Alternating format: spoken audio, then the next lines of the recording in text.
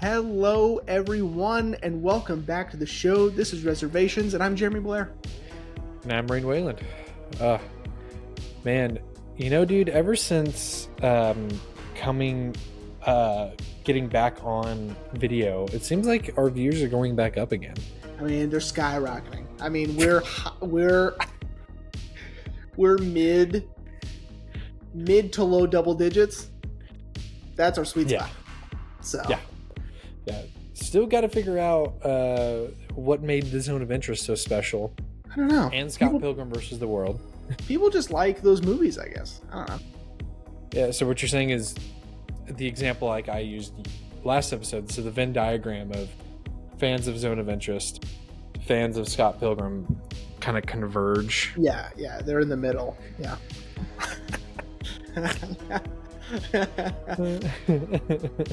Yeah, in the middle is Shaun of the Dead. That's the sweet spot. You know? Yeah, there we go. Yeah, that explains it all. Obviously. That explains it all. Well, welcome back, everyone. I'm finally wearing my new T-shirt. Woo! If anyone could see. Yeah, I bought this Power Rangers shirt a while back that looks like it's printed to look vintage. Sure. But it's nice. I like it. I mean, now I'm just waiting for that guy to bust through the door and be like, "You guys talking Rangers? You guys talking Rangers?" Yeah. Maybe, who knows? In a way, he's always with us. Yeah, he really is. But as I was kind of telling you off mic, the one downside about finally wearing this for the episode is all you can see is Ivan Ooze's eyes, and the mic is kind of blocking Tommy, who's right in the middle. Yeah. Man. So I'm worried people are going to be like, what eyes do I look at? Yeah. Do I look at Ivan Ooze's eyes or try using Face ID to open your phone, see what it chooses. Yeah. Do a Snapchat filter, see what happens. Dude, if it unlocks with Ivan Ooze, and it's not even like his whole face, I'm calling Tim Cook and be like, "Hey, I've got the next big thing." Yeah, man. We're all in a lot of trouble. He laughs me off like, "No, we're secure." No. Well, yeah. Okay, go eat. My cats. What a way to open this fucking episode. Your fault. Oh well. Who cares? We make our own rules. That's right. What are we doing here? There's no structure. There's no, Yeah, I mean, look at those podcasts where like I don't even know how their conversations get started. Like the stream of consciousness ones. Like how do they even start their conversation? Honestly, I'm kind of jealous of those. But, that they can just like go and it's just whatever, Yeah, thousands of views, Yeah, like the two guys, with the whole Pop-Tarts thing, what's your favorite Pop-Tart? Oh, the Basement Yard guys. Oh yeah, I love those guys. Yeah. Have you heard their bit of the cranberry field spiders? No. Yes, I have. Yeah, the whole like any animal with another animal's name in its name, I don't fuck with. Like wolf spider? No. Tiger shark. Which? Yeah. Which? Segue. Ties into today's episode. Since today was my pick. In case you missed it last week, today we are discussing and also kind of celebrating a movie today. Today we are discussing Jaws. One could say maybe I should have saved this for next year. That way we could have done the even 50th anniversary. No, the all-important 49-year anniversary. Yeah, everyone celebrates 49. Well, oddly enough, the 4K version that you and I were just geeking over, that we both have it, I think that's the 45th anniversary, which I've never seen anyone celebrate like a 45th. Usually they celebrate 5s and 0s. So if it ends in a 5, that's a good way to celebrate. Ends in a 0, that's a good way to celebrate. That happens all the time. 5s and 0s. Yeah, normally, well, you were trying. You were trying to get Haley to purchase the 15th anniversary of the Twilight Saga on Blu-ray. And so, that's true. A 5 and a 0. That's how it usually goes. But that's true. No one ever thinks about the 9. So, 49. That's a good number to celebrate. That's a long time. Well, and I meant to bring it up during Beau's Afraid. Hang on, let me make sure before I just like put my foot in my mouth. I'm like 90%. Yeah, when we recorded Beau is Afraid, it was my annual Save Ferris reminder. So I have a reminder every year for when Ferris Bueller came out, and that's how I remind myself of like when it came out. But nice. But anyway, so Jaws. I feel like, and I meant to look back on it, but I didn't have time today.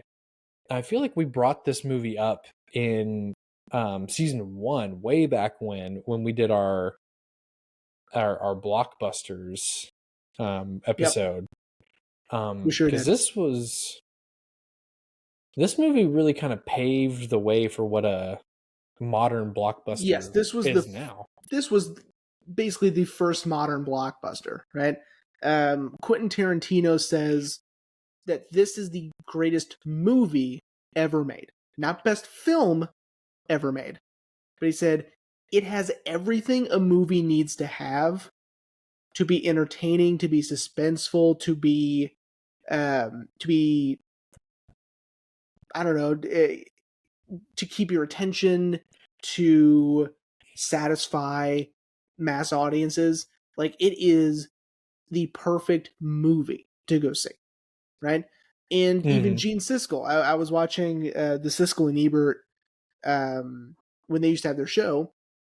They did a retrospective on Jaws, and it had been probably 20 years by that time. And Siskel was saying that this was a movie for suburban audiences. Like, what he meant by that was everyday people to go to the movies and enjoy themselves, right? Right. People, aren't dressing up and going to the movie theater to see a thought-provoking movie anymore in 1975. People are just going to the movies, right? They want to be entertained. They want something fun, something that they're going to enjoy, right? And that's what Jaws did perfectly, I may add. Yeah. Well, and also catapulted the career of Mr. Steven Spielberg. Yeah. Being only his third directorial movie, this is what launched him into the stratosphere of where we know him now. Yeah. So yeah. So I think I admitted it last week. I had never really seen this movie from start to finish. I'd seen scenes, and of course I know all the famous lines. But I've never actually sat and watched the movie from start to finish. And I gotta tell you, man, I mean, I know we usually do first impressions after the synopsis, but I just want to get my first impression out now. I mean, you're right, bro. It's a fantastic movie, much like when we talked about Back to the Future, also all the way back in season 1. This is a perfect movie. Yeah, my attention was held the entire time. Like, I was engaged. And I was reading that almost everything in this movie like checked a box that like just all worked, like almost like the planets aligned and everything worked, not including behind the scenes, but everything worked to make Jaws what it is. Not including what happened behind the scenes. But right. Yeah, man, 10 out of 10 recommend. Yeah, definitely. I mean, there's a reason why this movie is now 49 years old and we're even talking about it. I mean, yeah, I mean, it's still great even to today's standards, right? It's still great, entertaining, and it's not really that much. It's not really dated, you know. It really isn't. Really No. isn't. But okay. To keep with format, so Jaws. Jaws takes place in a little town in New York, right? Is where New England. Well, Amity it's off Island. the coast of New England. Yeah, it's off Cape Cod. Yeah, Amity Island. And we follow newly appointed Chief Brody, who he and his family, they moved from New York. Mm-hmm. Yes. Chief of Police Martin Brody, who just is having a hard time, you can tell, getting used to this new island life. And to make just matters worse, there is a shark attack.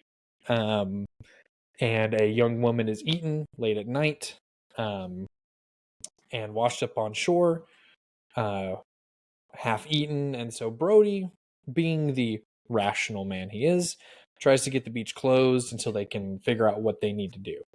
But the mayor and honestly the legislation of Amity Island is like, it's summer's coming up. Like, this is our busy months. Like, we got to get this money, very much. And I'll get to it later. Very much, I love that it's that the mayor is the real villain of the movie.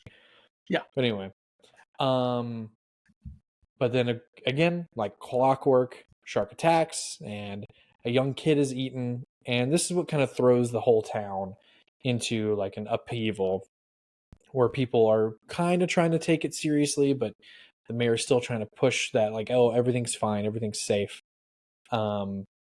Until a third attack, and then finally the mayor is listening to Chief Brody. Chief Brody loads up with a young oceaneer, Matt Hooper, played awesomely by Richard Dreyfuss, and Quint, a local fisherman who's definitely off his rocker, which we learn his backstory later, which was harrowing.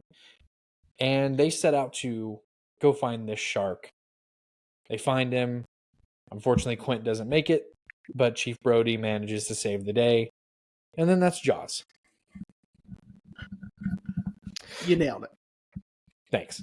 I was talking to my mom today, and she admitted something to me, and she didn't know she was, quote, admitting. But she said that this movie was one of the reasons she has a crush on Richard Dreyfuss. And I was like, you forgot to whisper that, like. Oh, Mom, I think you said the inside thing outside. Yeah, like you said the quiet part out loud, Ma. You can't be saying crazy stuff like that. You know what I mean? Because that guy is a huge dork, and you should not have a crush on that guy. So. Well, yeah, but then then fucking Richard Dreyfuss turns around and does Close Encounters, and you're like, he's also a dad, apparently. Apparently. Yeah. Okay, buddy. So where would you like to begin with this? Okay. I want to begin with. I guess we'll need to begin with sort of just how everything unfolds, like the plot, and just it's perfectly structured, right? Okay.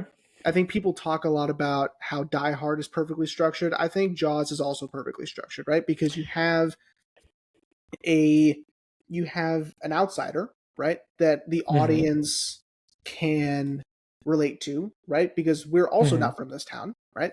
And so we need to learn how things work socially among everybody there, right? We need to understand how important it is for these summer activities to be open and take place, right? So we have stakes. I I love that we get this problem. There's an obvious consequence to this problem if should it continue, and then we have to solve the problem, right? Right. And we have it's not overloaded with a bunch of characters, right? We have, we have Brody, we have Quint, we have Hooper, right? We have Ellen, who's there sometimes, being worried.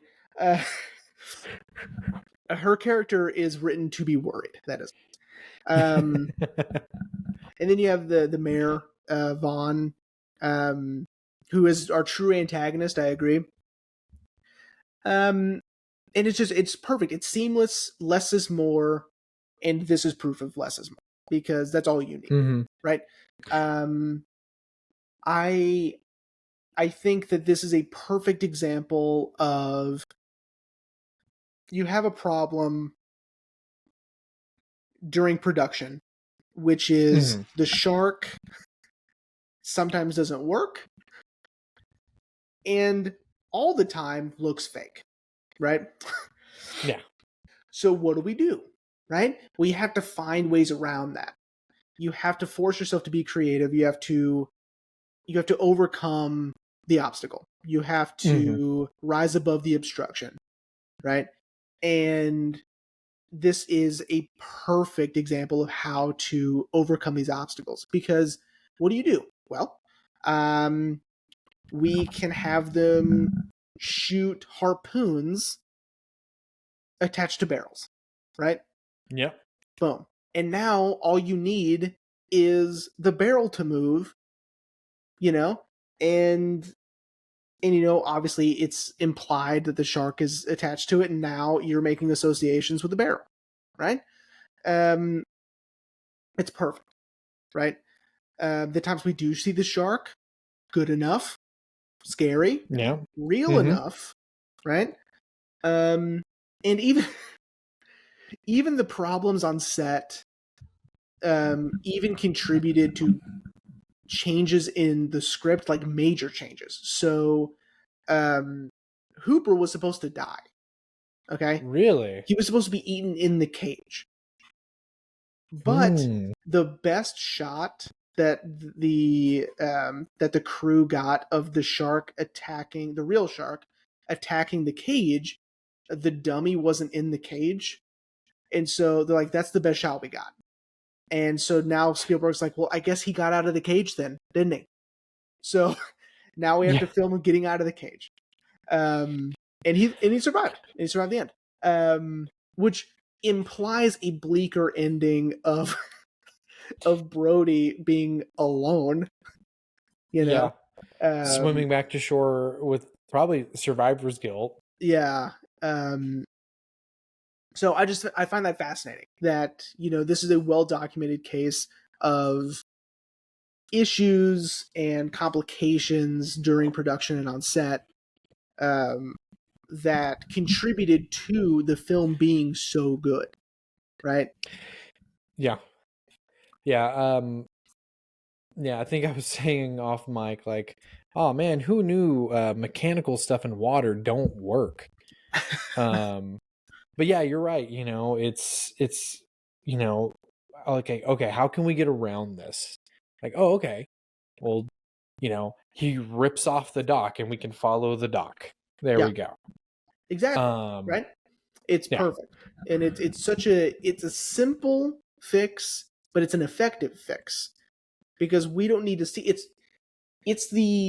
they've accidentally made a more suspenseful movie because for it to be scarier and for it to be more suspenseful, you don't want to see it too much because if you see it too much, it's not scary anymore, right? Yeah, I just looked it up. The shark is only on screen for 4 minutes. See, that's what I'm saying. That's all you need, right? And I mean, they couldn't have planned it that way. They couldn't have planned it in a more perfect way, right?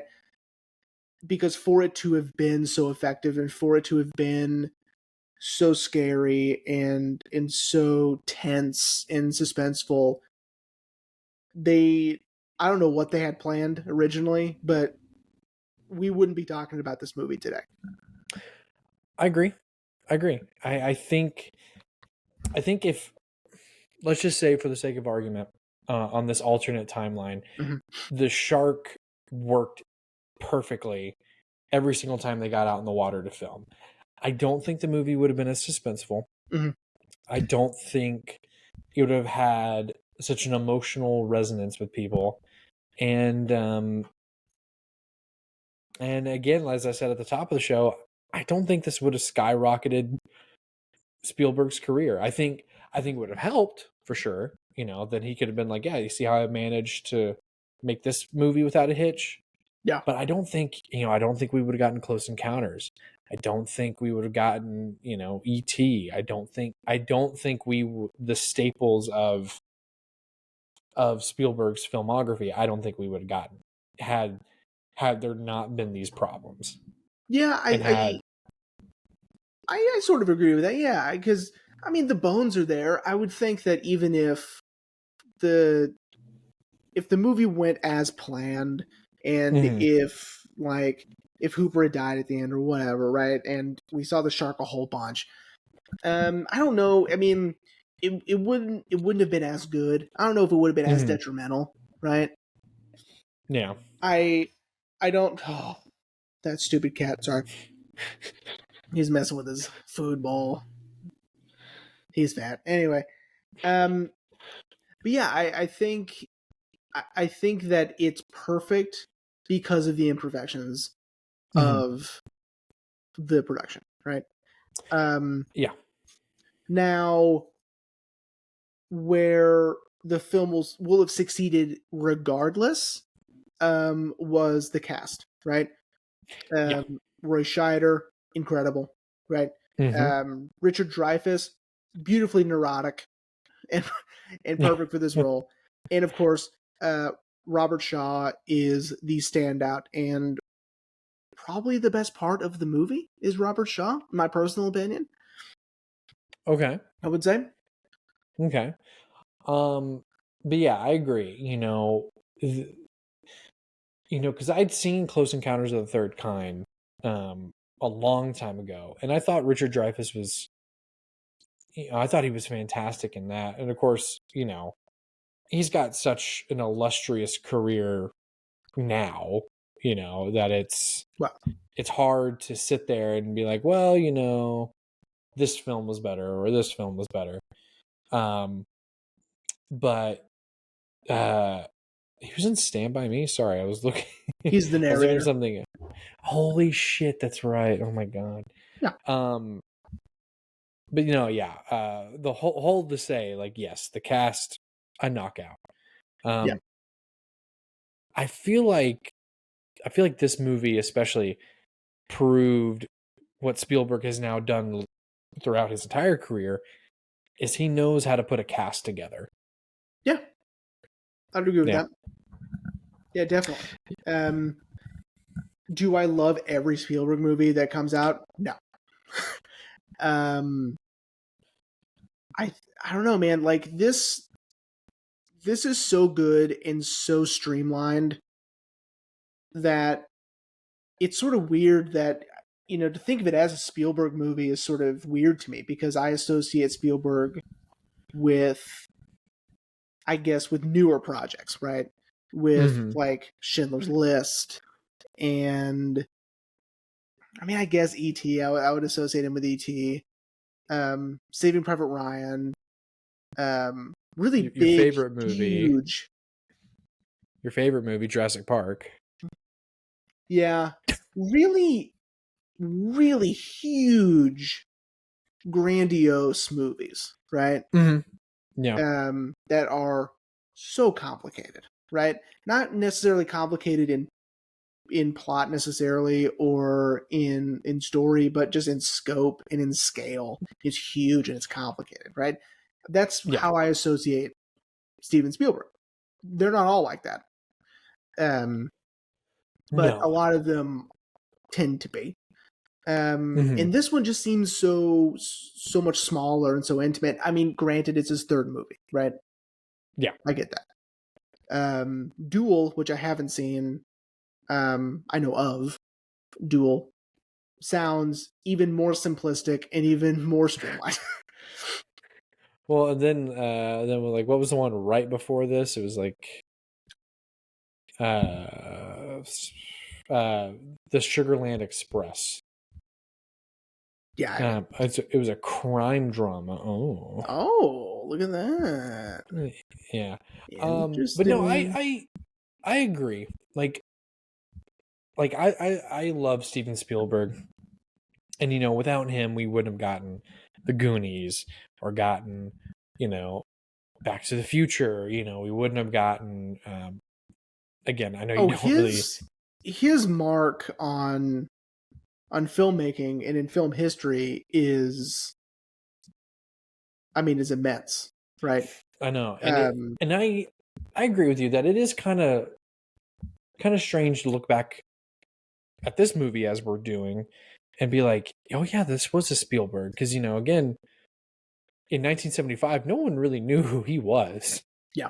Like no one was like, sure, Spielberg, who's that? And then of course, post this movie, everyone's like, oh my god, Steven Spielberg, have you seen that? Mm-hmm. And then he gave us Close Encounters right after this. Yeah. It's insane. But I agree that it does feel weird being like, oh yeah, that was Steven Spielberg, because I think you're right. I think his filmography is so expansive, and his newer projects, I wouldn't say has trumped his older projects, but they have kind of eclipsed it because they're also so good And so well loved. I think he's just Yeah. so good at knowing what the audience is going to connect with, right? Mhm. Even in this film. So I think if you were to go up to a random person and be like, what's Jaws about? A killer shark. Great. But when you Cool. watch it, there's also these very quiet, intimate moments with Brody and like his family, for instance. Mhm. There's that shot or that scene of him and his youngest son at the dinner table making faces at each other, right? Yeah. It's heartwarming, it's cute, and it connects the audience to the family. Now we care, right? Mhm. And Spielberg is amazing at this, right? He does it again in Yeah. Close Encounters with Richard Dreyfuss and his family. And he'll do it with E.T. and he'll do it countless other times, right? Really Yeah. connecting the audience with the characters and seeing the characters as three-dimensional, right? Mhm. How much does Brody's family matter in the plot and in the story itself? Not too heavily, right? But they're in there for us to connect with Brody and to care more, right? Yeah. Yeah. Especially when the following scene is when we think Michael, his Yeah. oldest son, got eaten. You're like, oh my god, No. they got his son. Holy shit! And you're like, okay, good. Right? And then you get that same tension when Brody goes off. You're like, fuck, he's got to make it back. He has to make it back. Yeah.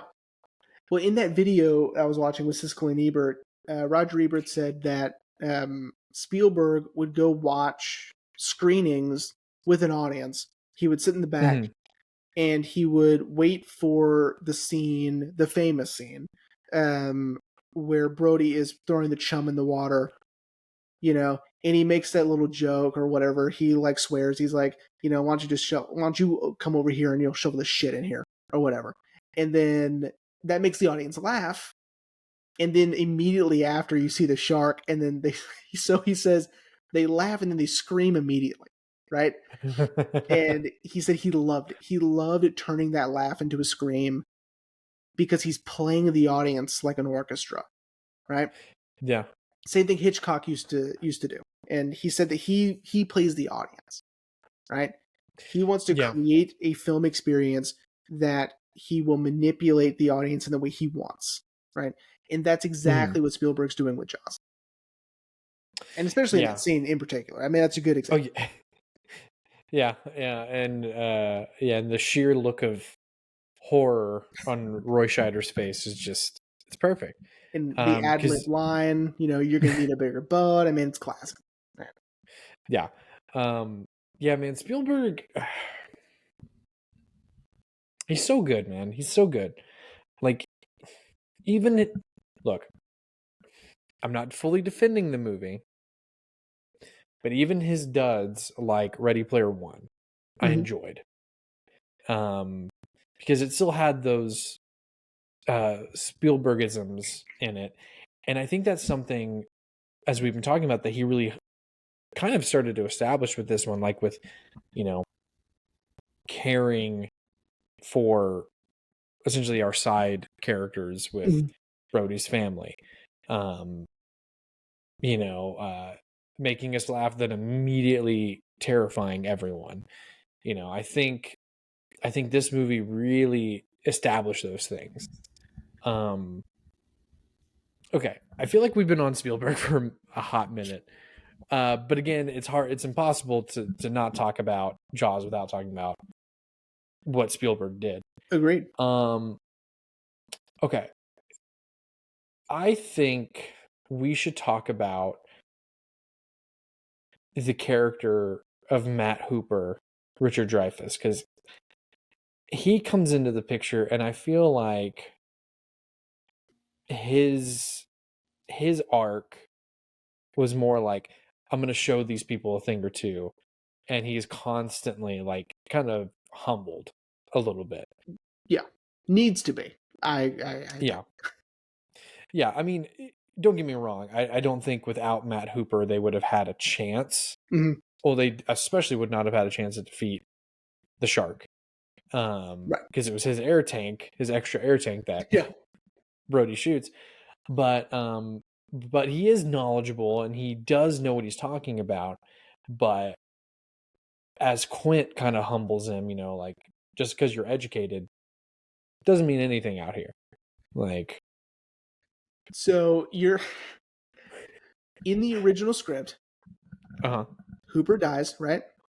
Right. Hooper also has an affair with Helen in the original script. That is hilarious. I know. Isn't that wild? I mean, which explains why in that scene when he comes over, there seems to be not sexual tension, but there's something like a little thing. Yeah, it's weird, right? Yeah, I know. Yeah. What a different movie, Yeah, let's go to that parallel universe where people got the original version of Jaws. Well, also in the book, the mayor wants to keep the beach open because the mob owns the property on the beach. And so the mafia is pressuring the mayor to pressure Brody to not close the beaches so tourists can come and spend money and add more value to the beachfront property. Okay, I'm glad that didn't make it in. No, that's just too so dumb. Yeah, it's like, when the fuck did we get into like a Martin Scorsese movie? I know. Like, no, and see, okay, and this is also another good segue. I like that our real villain is the mayor. And I like that it kind of just stops with him. He's the one who's, no, the beaches have to remain open. Like, you don't understand. Like, the town needs this money. And what's really cool, I'm pretty sure I've talked about it on the show before, that band I really like called Ice Nine Kills. Right. For those of you who don't know, they're a metal band, and their last couple of albums have been inspired by horror movies. And on the album that kind of started all of this, called The Silver Scream, they do a song over Jaws. It's called Rocking the Boat. And but the core of the song is talking about the mayor. Yeah. And essentially how, like, it's kind of the mayor is the villain. that the shark is just being a shark. There's food in the water, and I'm gonna eat. Yeah. But the mayor is essentially sending everyone to their doom because he's got to get those beaches open. I couldn't agree more. The shark is just being a shark, right? So I would never say that the shark is the villain of this movie, because that's not the case. The shark is just being a shark. A shark. Yeah. He's doing what sharks humans do. Yeah. Yeah, and the humans are reacting the only way they know how to. They have to stop him. Yeah. And but it's the mayor, and I love how it's like one of those, the lesson that the mayor learns is like, you'll never understand until it happens to you kind of thing. Mm-hmm. But the whole like, Brody, my kids were on that beach too. And Brody's like, seems like someone tried to stop you, but you got to have those beaches open. I got to have them open. Yeah. But yeah, and and what's interesting is the first time we meet the mayor, Spielberg does such a good job of not having the audience like him, but making the mayor like a bull. He's not being too pushy with Brody the first time we meet him. And he's like, hey, like, are you sure we have to close the beaches? I don't think we have to close the beaches. I think it's not a big deal. Yeah. And then progressively we start to see it's all about money, especially when he has his little temper tantrum about how someone defaced the Amity Island welcome sign. Oh yeah. And I want you to find these kids. I want you to hang them up by their Buster Browns. And I'm just like that's your concern right now, my guy. Like, yeah. But then it's again, all about the tourism, man. Yeah, it's all about the tourism. It's all about the money, and that's all he cares about. That's right. And I love that he was going to even sacrifice his own people by like, what are you doing? Well, I'm just suntanning. Well, no one's going in the water. Get in the water. And I'm just like, oh. Here's what's interesting about that. So I get that. I get, the problem that, if people stop coming to this beach, the town loses money. The economy of the town is in crisis, right? Mm-hmm. Because again, it's not just the mayor that's concerned about this. They have that, town hall meeting, and where we meet Quint for the first time. Incredible. Yeah. And everyone's concerned, right? When Brody says, yeah, we're going to close the beaches, people lose their minds because they have storefronts, right? And they have businesses, and they have their livelihood tied to that beach and tied to summer tourism, right? Mm-hmm. And so I get that. The mayor takes it a little too far. He's gross. His suit jackets were cool, but other than that, he's awful, right? You tell me that you want to roll up to work with an anchor suit jacket? Yes. But people are going to be like, but Jeremy, you don't boat. And then you got to be like, as far as you know. Yeah. Exactly. You don't know me. Like, I'm down at the docks 5 times a week. Hitting the high seas, man. As we're in a landlocked state. Yeah. Well, the state's not landlocked, but I am. Yeah. But anyway, but yeah, and again, it's something that I feel like Spielberg is really good at, which is really turning the human into the villain. Mm-hmm. Like, I'm gonna use Jurassic Park again. That's fine.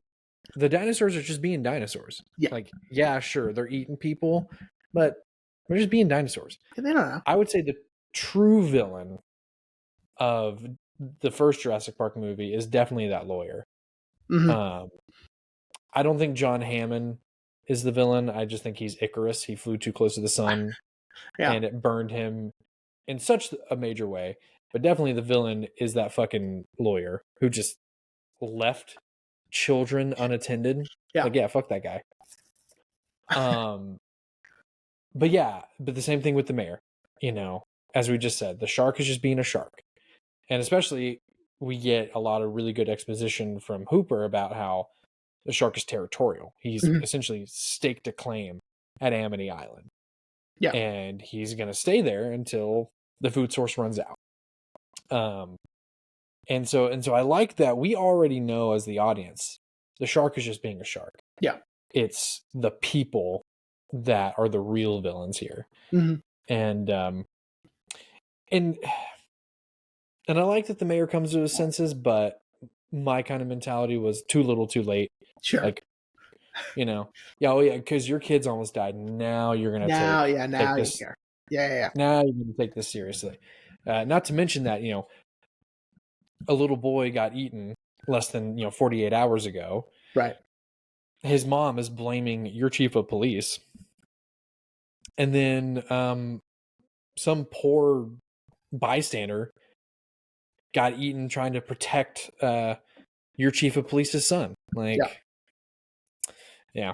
So, yeah, fuck the mayor, dude. Fuck that guy. Fuck the mayor. All right. So there is a scene in particular, okay, that I think is the standout reason why this film is so good. Okay. Okay. And it's right after he's told, Brody is told that they're keeping the beach open, right? Mm-hmm. And he goes that next day. He goes to the beach, and it's him just watching, right? Mm-hmm. All right. So, also, any fans of the television show House MD, House MD is produced by several production companies. One of them is Bat Hat Harry Productions, and at the end of every episode, they do the whole, the production logos.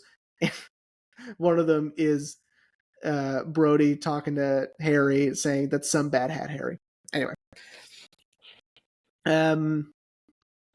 so in this scene, it's perfect sound design. Okay. John Williams specifically asked Spielberg, do not put my score in any scene the shark is not in, right? And so he said, okay. So this one, it's just the sound of the beach, right? The sound of the people, the sound of whatever, everything going around, just ambient noise. And it's perfectly edited and perfectly structured, and the rhythm of the scene is so perfectly crafted, right? Every time he sees something, you're like, oh, here it is. Nope. Okay, we're fine, right? Oh, what about over there, right? Oh, where is it? And you're freaking out. Yeah. It's perfect. And this film won 3 Oscars. One of them was sound design. This is why. This is why it's sound design and editing and music, right? Those are the 3. Nice. And those are the 3 that makes this film so perfect, I think. And that scene in particular is just, it's so tense. It's so suspenseful, yet it's funny, and it's wildly entertaining. And of course, that famous shot of, I forgot what the shot is called. It is called a dolly zoom. Thank you. The dolly zoom. Yeah. I'm sure we've talked about dolly zoom before, I think. I'm pretty sure we have. Where it's for people who don't know, the camera is zoomed in on the actor, and they push in on the actor and zoom out at the same rate they push in, or it's the opposite. By the look on your face. I think it's the opposite. So they zoom in at the same rate that they're pulling back? No, you're right. Okay. Because the foreground is getting further away, but the actor is getting closer. So it's the first. However, one. The actor seems to be staying in the same place, right? Yes. Because the foreground is right, because the camera is moving at the same rate that they're zooming out. Yes, and it's such a great way to showcase dread, in my opinion, and disorientation too, right? Um, Now that we've another mentioned one, it, people are going to see it everywhere because it's used all the time. I was gonna say another one of my favorite dolly zooms was in Guardians of the Galaxy Volume 2 when we get the reveal that Ego killed Peter's mom, and James Gunn does that great dolly zoom while Peter's kind of snapping back to reality, and it's so good. Yeah, but that dolly zoom, man, I think anyone can pick out a shot from this movie and be like, oh yeah, that's Jaws right there. Yeah, exactly. it's all iconic, right? Thank God. Okay, so Haley was in the bathroom last night at the perfect time because I said, "Oh, would you like me to pause it?" And then I was obviously, I knew she was going to say no. She was like, "Ew, no." I was like, "All right, relax." So she went to the restroom, and it was the scene where Hooper goes down to that sunken boat, and you get the jump scare of the body. I mean, iconic, right? It's again, this movie has everything, right? It really does, man, and a lot more gruesome than I remembered. Also, again, like I said at the top of the show, this is the first time I've ever watched it from start to finish. But I always was under the impression that this movie was not very gory, not very, gruesome, and then yeah, man, a kid gets eaten, and you just see all this blood pour out. The bystander that his boat gets toppled, you see his leg just get fall. Like, I was like, oh my god. And then even when Quint dies, dude, I was like, Spielberg did not want to pull any punches with this at all. And Jack Valenti's like, yeah, PG is fine. Like, I don't foresee how this could scar some. Well, no, in children. 1975, PG-13 did not exist. So I know. Didn't we talk about? We talked about it. Yeah, it was both Raiders of the Lost Ark. No, it was Temple of Doom. Temple of Doom, and I think Gremlins. Both Spielberg movies. Yeah. Yeah, Spielberg produced Gremlins. And he directed. Yeah, and those movies were like teetering on the edge of PG and R, and they're like, we need a middle ground. So. Yeah. Well, especially Temple of Doom, dude. Temple of Doom. Yeah, that's true. Well, and Spielberg has said that movie, he shouldn't have done what he did with it, which is making it too dark. Yeah. And I'm like, dude, that's what I love about it. I think that's why I love Temple of Doom. Yeah. But anyway, but yeah. Spielberg pulled no punches with this. And honestly, I think, again, kind of what you were saying, I think it gives the audience stakes. Yeah. Like, yes, now in 2024, we have the term, thanks to the Saw franchise, as torture porn. Which for me, I can't do because it's too gruesome. It's gruesome for gruesome's sake. Sure. But this is not gruesome. I mean, it is for 1975, but he's not doing it for shock. He's doing it to, again, I think, really let the audience know, like, hey, this is serious. Like, this is literally life or death for these characters. Yeah, I agree. I mean, there was some stuff back then that was pretty gruesome, right? I think for me, I know it's a shark movie, I know it's a shark attack movie, but you're not really expecting it to be so violent. Yeah. And I think, of course, because we live in the future, that I don't associate Spielberg with gruesome and violence, and not necessarily, right? I mean, Saving Private Ryan, of course, there's realistic violence, and it's horrible, and it's very graphic and gory, right? But other than that, I don't really associate Spielberg with that. And so having the foundation of Spielberg that I have, which was family friendly, action adventure, right? Or very serious Science biographical, fiction. right? Yeah. Or very serious science fiction. I wouldn't associate it with that. And so that's really cool that, but I think you see that in a lot of notable directors' careers. I think the beginning of their careers is always something really interesting and something that you now wouldn't associate with them at all. I'll think of examples here in a moment. Well, I got a good one for you. Okay. Because we did it for the podcast. Hugo. Never would have thought Martin Scorsese would have made a kids movie. That's true. Especially considering the previous season we had done some of his most famously violent movies, and we're not stopping there. I know we got one for this season. Mm-hmm. But no, I agree, especially so early. I know we're back on Spielberg, but I agree, it's so early in his career, and now looking back, you're like, what happened to the guy who did E.T.? Yeah. Like, just a movie about found family and stuff like that. But okay, because I know you really want to talk about it.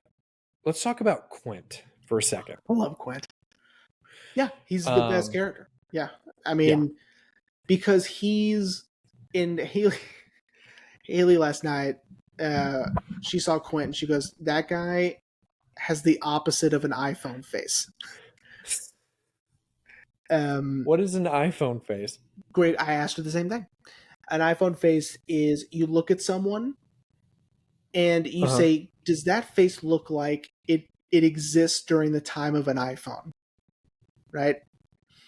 Okay. Does that person look like they know what an iPhone is? Right? Or okay. right? She was like, "No one looks like that anymore. No one looks like Quinn anymore." And I'm like, you're right, I guess. But he is. I just love his confidence. I love that he's just this beaten, weathered, captain of the seas, right? Like this guy knows boating, he knows fishing, he knows this area, he knows the water so well, right? This is what he does for a living. And I love that we're implying, when he interrupts the board meeting or the town hall, when he interrupts it, like he's implied, like, you guys know who I am, you guys know what I do for a living. Let me take care of it. It's going to cost you more than $3,000. And also that he drew a shark on the chalkboard. He drew a little shark. And no one saw it. Yeah, no one's like, "Hey man, that's a cool shark that you drew."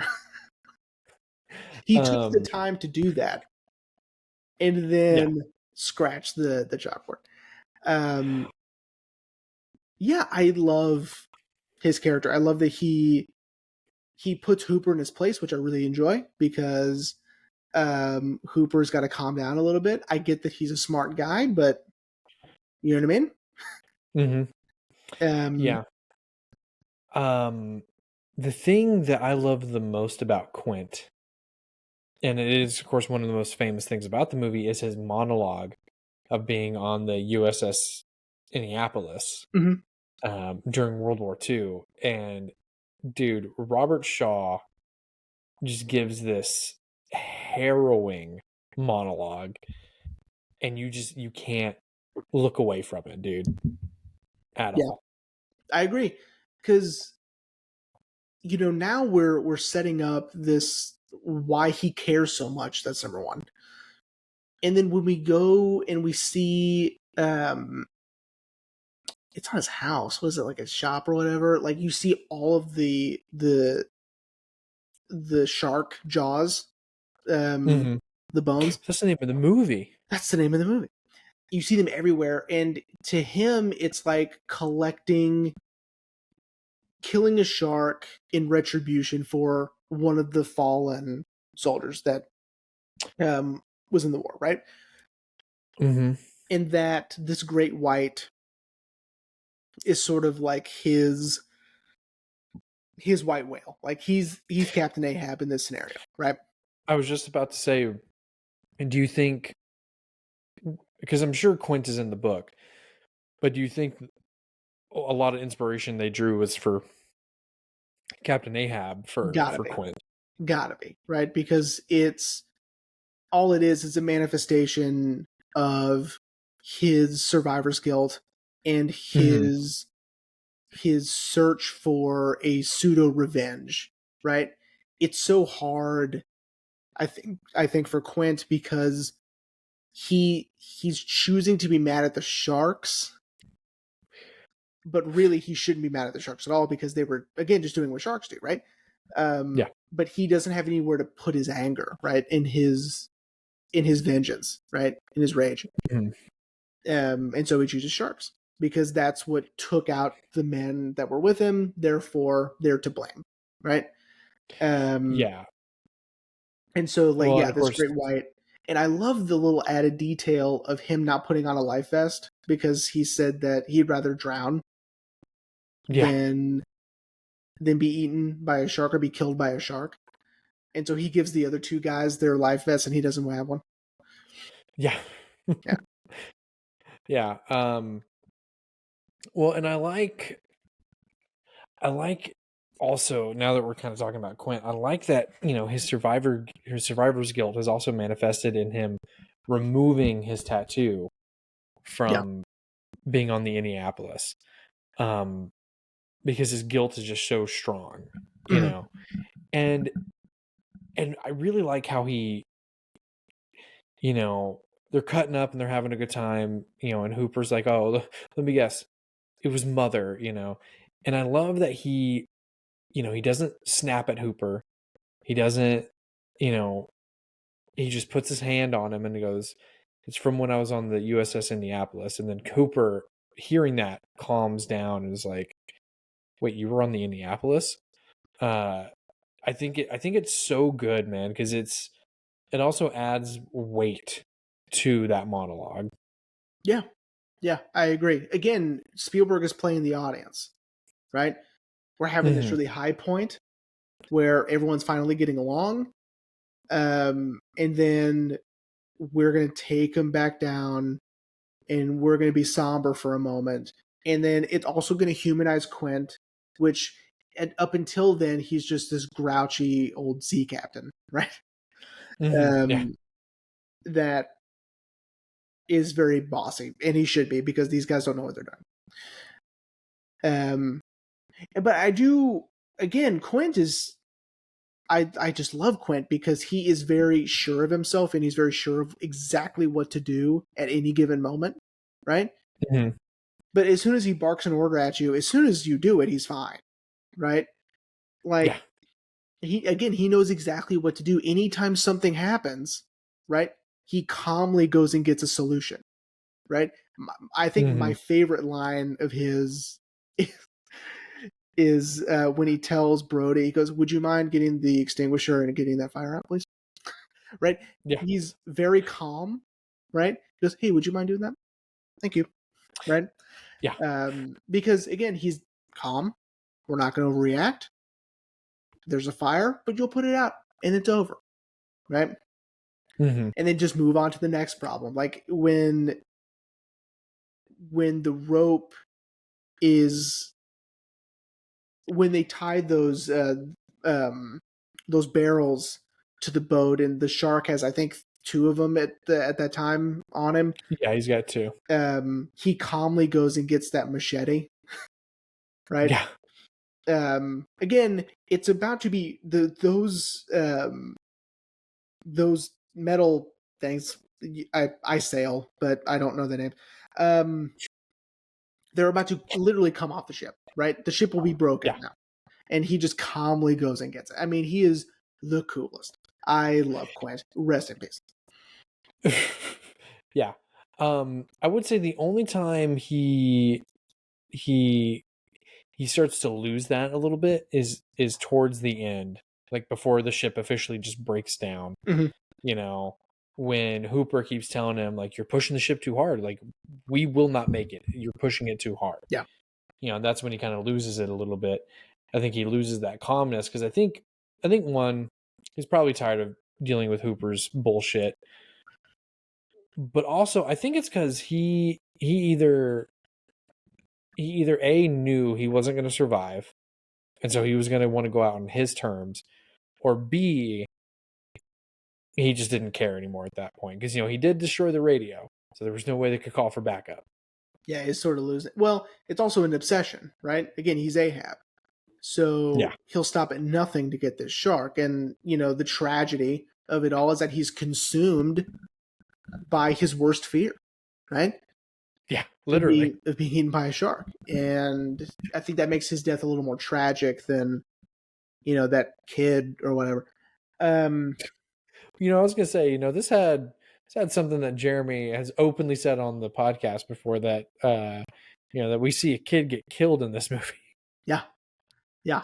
So, I do admire a director that isn't afraid to kill a kid in his movie, because most of the time, as we've stated before, kids are off limits most of the time. You see a kid on screen, they're safe. Not all the time. And that makes things a little more exciting, because that means anything can happen. Yeah. Yeah. It's breaking these unspoken contracts that we have with filmmakers and audiences. So. Yeah. I was like, I wonder if we're going to bring that up. And then when we kind of kept moving from the second attack, I was like, oh, okay, I guess we're not going to bring it up, really. And then there we go. But yeah, Quint. Yeah, Quint is, I think, at least in terms of 1975, our modern day Ahab. Mm-hmm. Brody just wants to get rid of the shark so he can go back to living a peaceful life, and not have to worry about his family. And then, of course, Hooper he wants it for science. Like, he wants to understand, a shark of this size. Yep. Why would it do what it's doing? Sure. But yeah. But yeah. So, okay, going back to the ending, because as you mentioned, Hooper was supposed to die. Mm-hmm. I do like the fact that Hooper still survives, Yeah. I mean, it is sad and tragic that Quint dies, especially with how they write it, because Hooper first asks him, like, Quint, and all Brody does is no, like, and that's all that needs to be said. Yeah. But I do like that Hooper survives, because I feel like Hooper and Brody really kind of started a friendship before that, and I think surviving this probably maybe like solidified that friendship a little bit. Yeah. And again, I just like Richard Dreyfuss. Yeah, you just like Richard Dreyfuss. That's fair. Yeah. Would you like some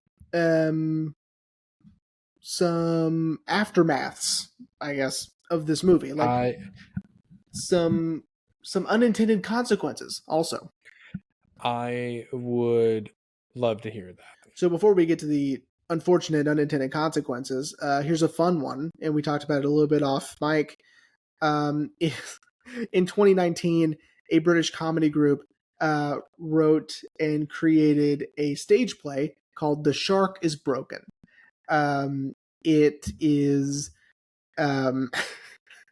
it's a play that has actors playing Robert Shaw, Richard Dreyfuss, and Roy Scheider on the Orca set, the boat, waiting for production to resume while they fix the shark on the set of Jaws. And it's them, arguing, telling stories, and just, existing with one another through their boredom while they wait for production to start again. And from what I've heard, it's hilarious. That's funny. Yeah. Well, then, yeah. And of course, the movie's been parodied so many times. I think you quoted Rick and Morty earlier, and there's a whole sequence in season 1 where Summer is doing the entire movie of Jaws. Yeah. Yeah. I mean, Jesus, there's so many. I mean, it's endless. The parodies and the homages, and it is part of American culture. Yeah. And probably always will be. Who knows? I believe so. I think so. I think in another 49 years, people are going to be talking about this movie. Yeah. But this movie also was the first of its kind. I think a lot of people could agree didn't deserve sequels or didn't need sequels. No. Because Spielberg even said, no, I will not do a sequel, even though apparently he had an idea for one, but I don't think that's what became Jaws 2. And he was not involved in Jaws 2 or 3 or 4 for the final Jaws. It's Jaws the Revenge. Don't bust rank. All right. Jaws for the Jawsening. Jaws harder. Yeah. No. A Tale of Two Jawses.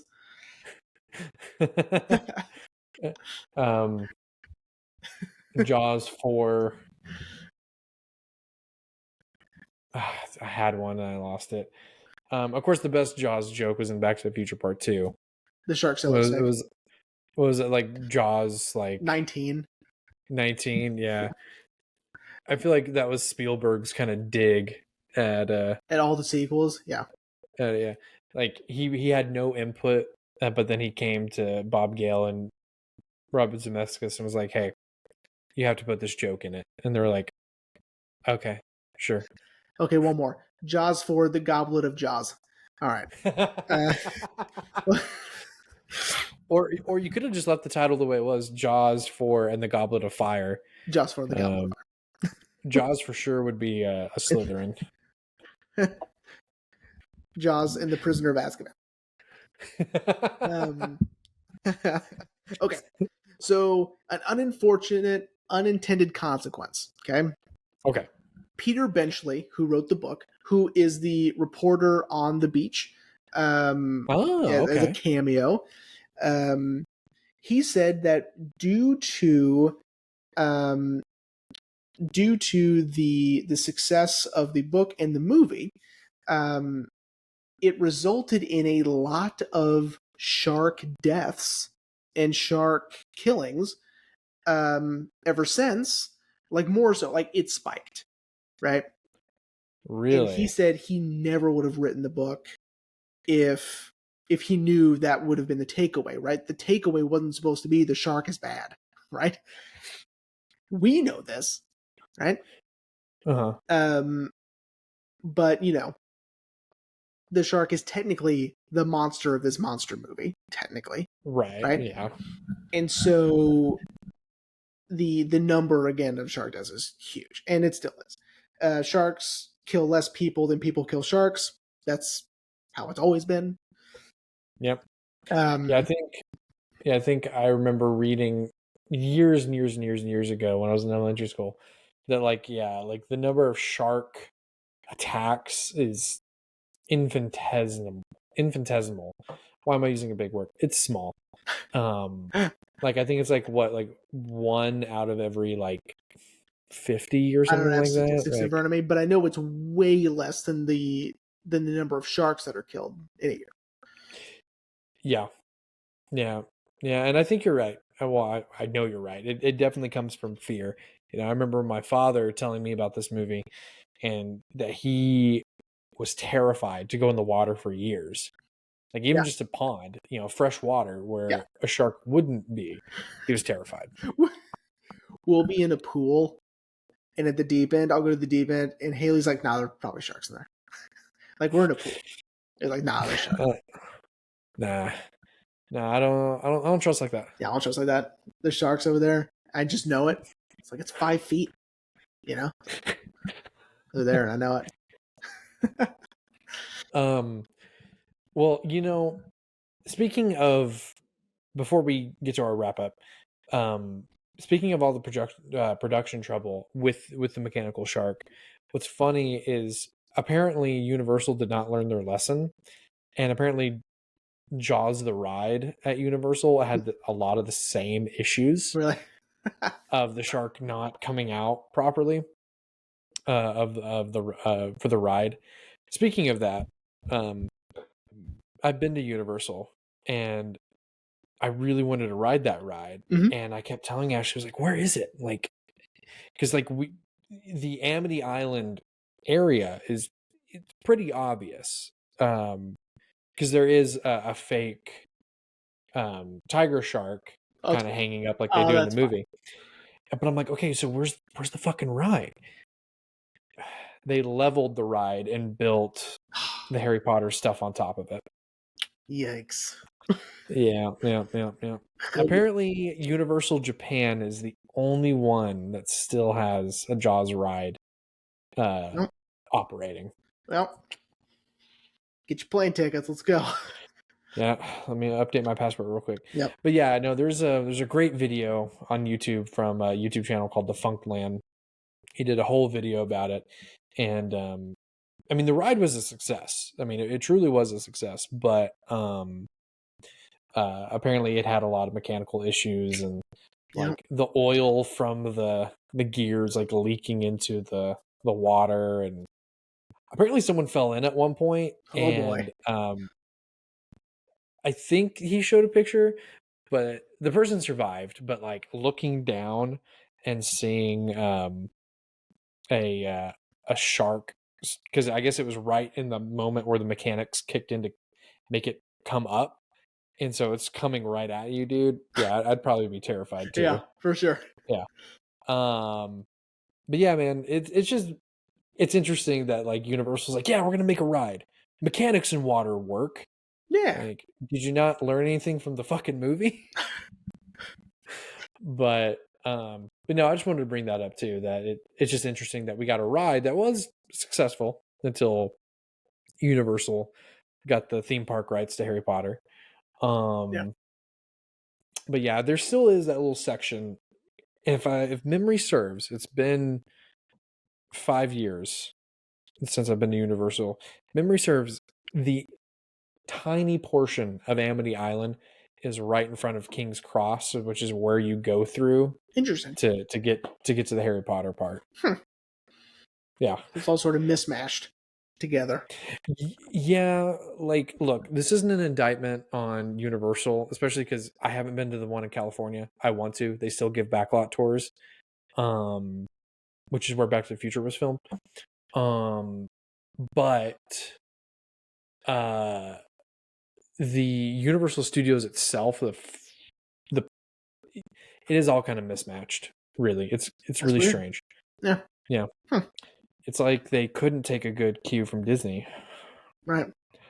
Even though Disney needs to take a cue from them, since Universal's like building all these new fucking Yeah, that's true. lands. So, but anyway, I think that's enough. Jeremy, would you like to wrap up? I would like to wrap up. Yes. Okay. I mean, in short, Jaws is great, and everyone should watch it at least once. I agree. I think everyone should watch it at least once, and or who knows, maybe watch it next year for its 50th anniversary, and and make it an annual tradition. Watch it every year. Yeah. Yeah. There's nothing better than a shark movie, Yeah. I mean, you saw The Meg. Did you like it? It was all right. Yeah.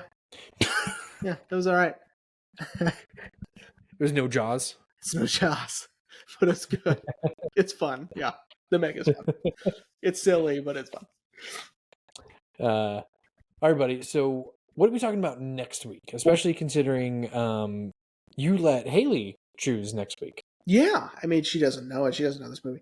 But yeah, I let her kind of choose because we're going to be visiting my dad over the weekend, and I need to be able to watch this with people, right? Uh-huh. And so, like, if people wanted to watch it with me, that's great. They have the option. But it needs to be like, it can't be something crazy, Yeah. Can't. Couldn't have been Beau's Afraid. No, that would have been crazy. Yeah, that would have been too insane. It can't be like Blue Velvet. Like, we can't do that or whatever. So, okay. So next week, we are doing sort of a fun follow-up to a couple of seasons ago. We did Harold and Maude. Yes. A few years after that, Hal Ashby directed Being There. And so next week we're going to do Being There, which is a Peter Sellers classic. It's also his last film. And it's a wonderful movie. I really do enjoy it. So yeah, Being There next week.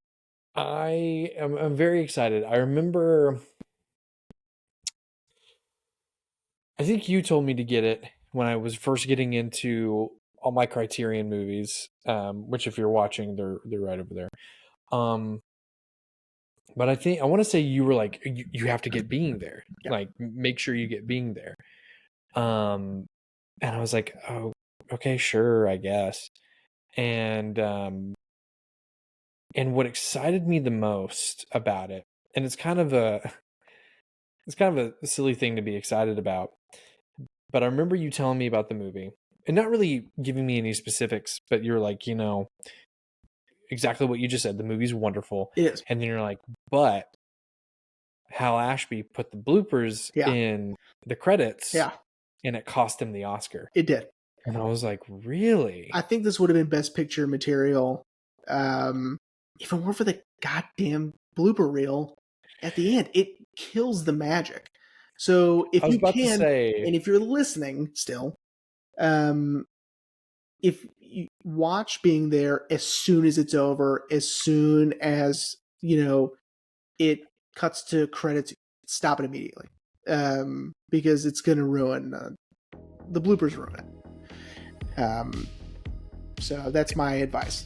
For those of you who are going to watch Being There. I watched it for the first time in high school. It was in my philosophy class with Mr. Franks. Shout out to Mr. Franks and his beard. It's awesome. It's we were discussing perception, and so I'll keep that in mind when you see it, I guess. Yeah. Of course, as probably many people can guess, I haven't seen it. I do know who Peter Sellers was, because I was going on this huge kind of kick with my Criterion releases, which is, I was like, I should legitimately start watching these fucking movies I'm buying. And I did Dr. Strangelove. Yeah. And Peter Sellers was just amazing in it. 4 characters for the price of 6. It's what Kubrick said. But yeah, so I'm excited, and especially because I've learned from you, with us being friends for so long, whenever you say a movie is wonderful, I'm like, oh, it's wonderful, of course, in like obviously a good way, but like referring to not a drama, not a thriller or anything like that. Whenever I hear you say it's wonderful, I'm like, okay, it's wonderful.